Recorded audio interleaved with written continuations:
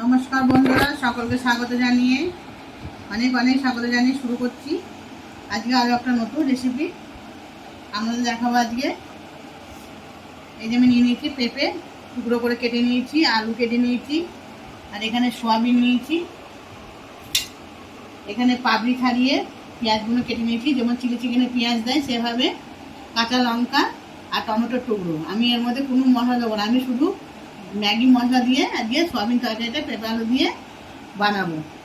মশলা ছাড়া সয়াবিন তরকারি, গরমে এই তরকারিটা খেতে খুবই ভালো লাগে। তাহলে তুমি বন্ধুরা রান্নাটা শুরু করে দিচ্ছি। আমি আগে সয়াবিনটা সেদ্ধ করে নিচ্ছি।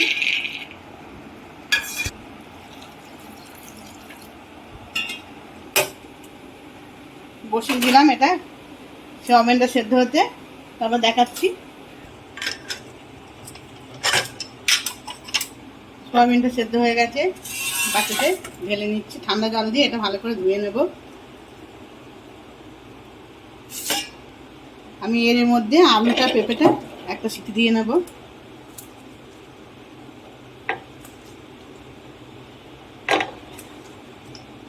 এবার এটা আমি সেদ্ধ করতে দিয়ে দিচ্ছি, ঢাকনাটা আটকিয়ে দিচ্ছি। সয়াবিনটা ভালো করে ধুয়ে নিচ্ছি ঠান্ডা জলে।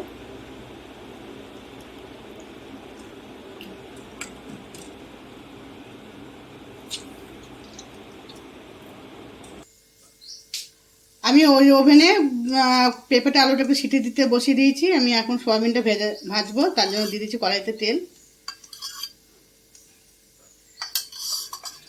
দিয়ে দিলাম তেলের ওপরে একটু হলুদ,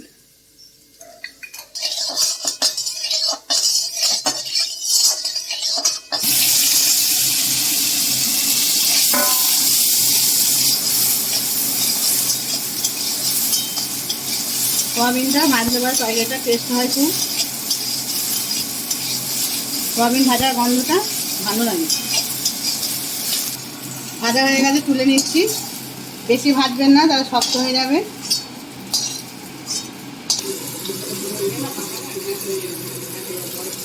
পেঁপে আলুটা সেদ্ধ হয়ে গেছে, আমি ঢেলে নিয়েছি, পাশে রেখে দিলাম। এবার আমি পেঁয়াজটা তেলের মধ্যে দিয়ে দেবো।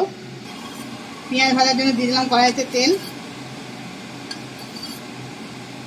রেসিপিটা প্রথম থেকে শেষ পর্যন্ত দেখবেন, তাহলে বুঝতে পারবেন আমি কোনো মশলা এখানে ব্যবহার করছি না, শুধু ম্যাগি মশলা দিয়ে বানাবো।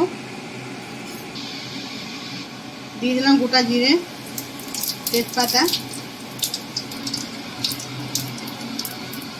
পাপড়ি ছাড়ানো পেঁয়াজ,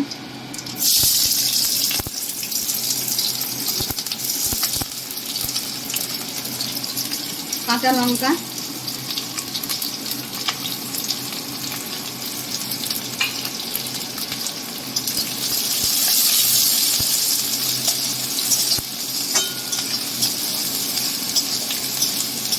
পেঁয়াজটা হালকা করে ভেজে নিয়েছি, একদম লাল লাল করে ভাজলে হবে না।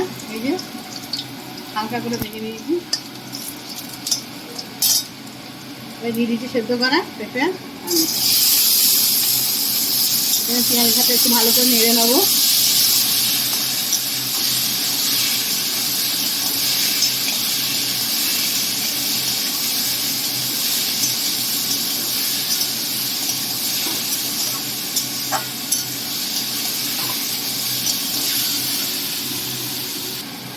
দিয়ে দিচ্ছি হলুদের গুঁড়ো,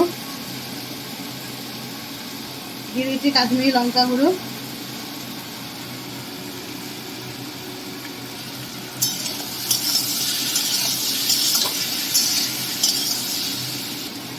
দিয়ে দিচ্ছি ভেজে রাখা সয়াবিন।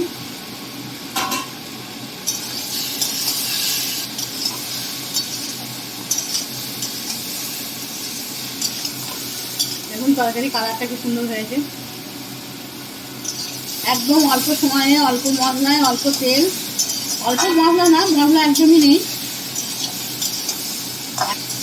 আবার রেসিপিটা বাড়িতে বানিয়ে খাওয়া অনুরোধ রাখলাম। যদি কারো ভালো লেগে থাকে রেসিপিটা লাইক কমেন্ট শেয়ার করতে ভুলবেন না। এখনও যারা চ্যানেলটিকে সাবস্ক্রাইব করে উঠতে পারেননি তারা চ্যানেলটিকে সাবস্ক্রাইব করে দেবেন। আর রেসিপিটা যখন দেখবেন তখন একটা লাইক করে প্রথমে, তারপর রেসিপিটা দেখতে শুরু করবেন। এবার যেটা দিয়ে রান্নাটা করবো আমি দিয়ে দিচ্ছি ম্যাগি মশলা।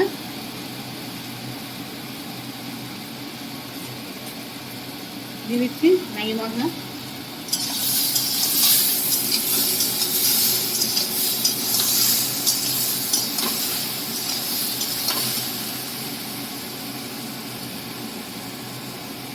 দিয়ে দিচ্ছি কেটে রাখা টমেটো।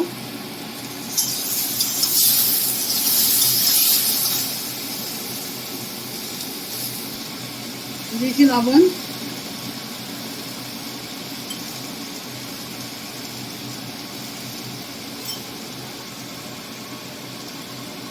তরকারি স্বাদ বাড়াবার জন্য দিয়ে দিচ্ছি অল্প পরিমাণে একটু চিনি, দিয়ে দিচ্ছি সামান্য একটু জল।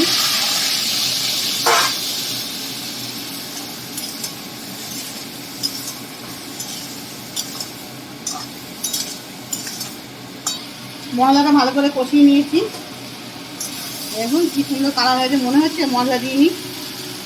এবার দিয়ে দেবো পরিমাণ মতো জল, বেশি জল দেবো না, কারণ আলু পেঁপে মশলা সেদ্ধ করা আছে। যেটুকু সেদ্ধ হতে বাকি আছে পরিমাণ মতো একটু জল দিয়ে দিলাম।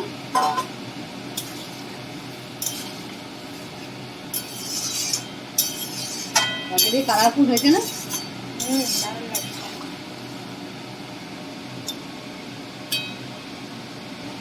দিলাম ঢাকা। ফিরে আসছি মিনিট 5 পর। ফিরে এলাম 5 মিনিট পর।